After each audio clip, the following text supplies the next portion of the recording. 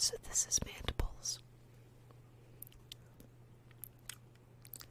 She is a female deer,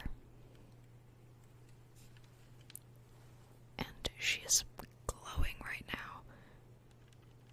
Hold on.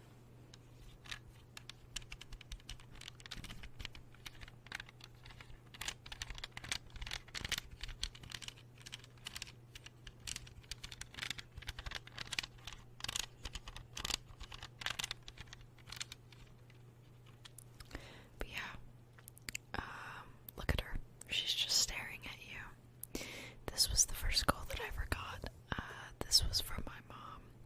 She found a dead deer, and she got the head, and she bleached the skull.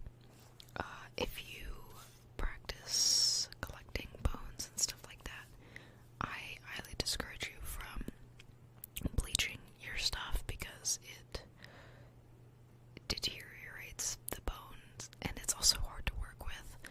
I really recommend hydrogen peroxide, just like the 3 to 6% stuff that you can find in a drugstore. That works really well.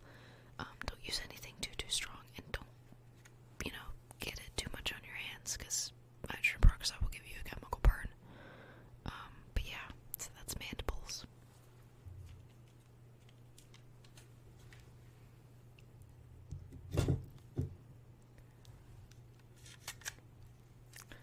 This guy I haven't actually named, but I got him. He's kind of dusty.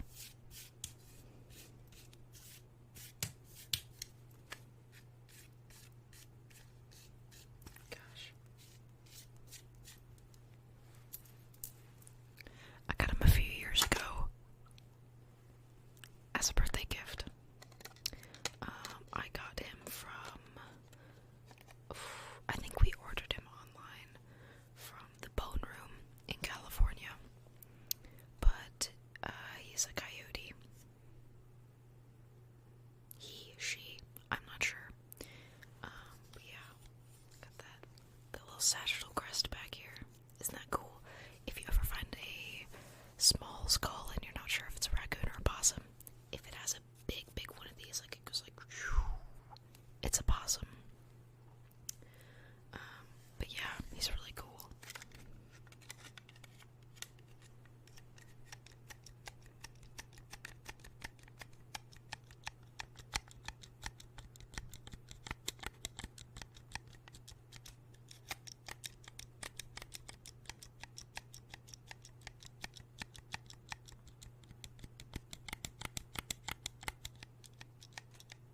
And yeah, that's that guy.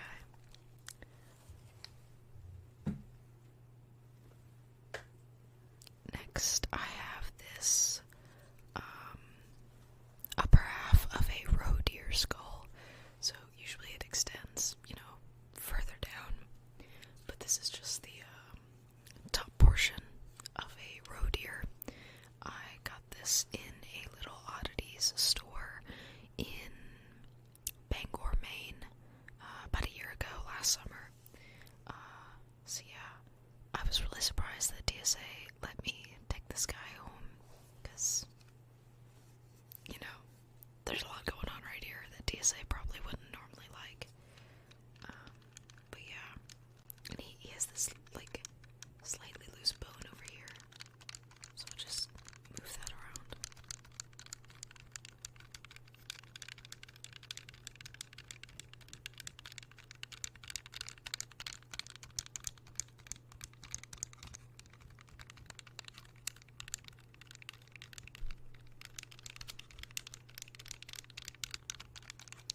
Yeah, I haven't named this guy either. I mostly named just like my skulls, like my first few ones. Someone is making a lot of noise downstairs. This is kind of pissing me off. But yeah, so this is a roe deer from Maine.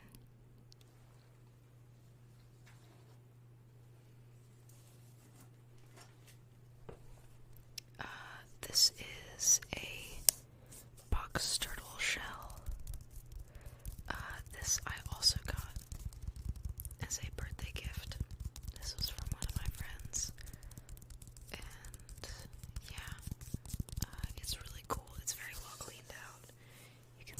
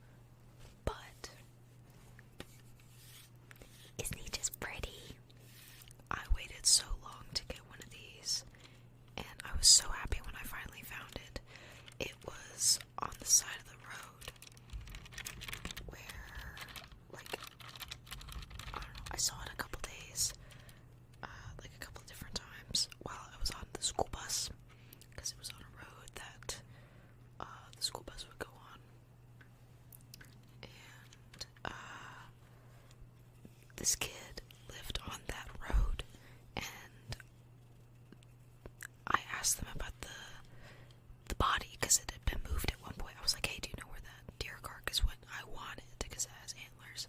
And they were like, oh, I was gonna grab it. And I was like, I will pay you cash not to, because I want that 2 point. And they were like, okay. And they actually left our school, so I didn't get to pay them. But I got this guy, and the body was pretty, I don't know. The buzzards took good care of it. So it was a lot of jerky and twisted up bones and hide and stuff. So he still had all the skin on his head, because it, just thickened up, and it's real close to the bone, so it kind of sticks and stuff. So I took the head off the rest of the body and left it outside for, the rain and the bugs and the vultures to get. And I left it for a couple months and nothing really happened, and I got him in like January, December-ish, maybe November. I think it was November. So, I was like, okay, well, it's winter and not much is gonna happen, so I'll be patient with it. And got into summer, nothing happened. So eventually I just was like, okay, screw it. So I picked him up out of my little death barrel where I let things decay, and I took him outside. I wet him, put some gloves on, and peeled the skin off of him. And it was very difficult to do. That was like, it's very hard to do that. Like the state that it was in, especially getting it out from like around the antlers and stuff. It was a lot of physical labor, but it was totally worth it. He's super clean now. You can see some of the hydrogen peroxide got to the base of his antlers because it's not so brown as it is up here. But yeah, he did a beautiful job whitening, and I don't know. I haven't named him yet. I think I'll name him after Thrax in Osmosis Jones. So this is Thrax. Isn't he such a gentleman? I love him. He's my favorite. I was very, very proud to get him.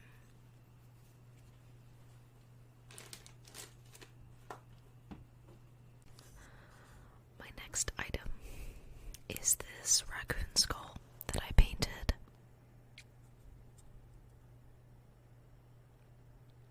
I'm gonna try and move my lamp so that the lighting isn't so bad. There we go. So I painted this skull, I don't know, not too long ago, a couple months ago, I think maybe 2 months ago or something, 2 or 3. But yeah, this is a raccoon skull. I found it in the woods behind my house. I was actually on a date with someone when I found it, and she was very disgusted. Even though it was like really clean. But yeah, so I dropped it somewhere while we were walking in the woods. Like I just put it somewhere, and then I picked it back up when we were heading back. So yeah, found it on a date, and I painted him or her, I'm not sure. But yeah, look at those teethers. Look at those chompies. One of the most notable differences between possum and raccoon skulls is that raccoons have bigger teeth. Possums have tiny, very small little teeth. They're jagged little things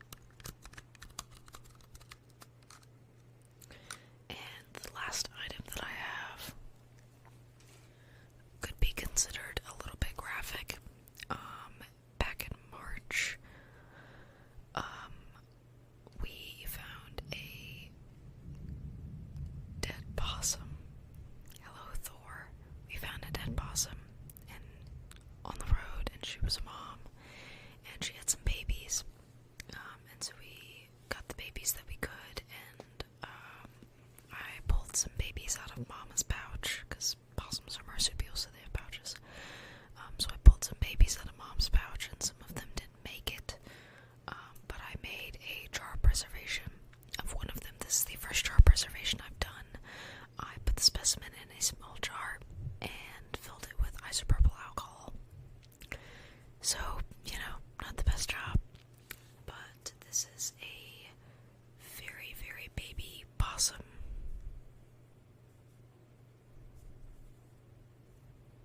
Very, very small.